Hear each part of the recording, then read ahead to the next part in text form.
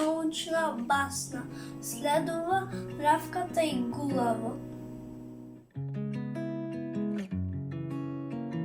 Гулаб виде како мравка паѓа во поток. Мравката се мачеше да исплива, да излезе од водата и да стигне до брегот, но напорите й беа залудни. Од жал, гулабот зеде едно ливче и го пушти по потокот. Мравката се фати за него како давеник, морнар за парче дрво сред морето и полека, безбедно исплива до брегот.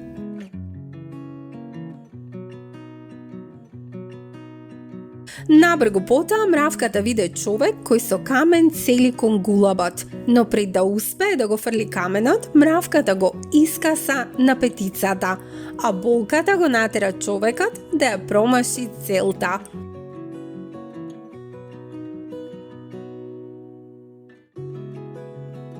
Гулабот, изненаден и благодарен, полета на сигурно и меѓу гранките на тоа далечно дрво, размисли и свати дека љубезноста, вака или онака, никогаш не е залудна и дека доброто секогаш со добро се враќа.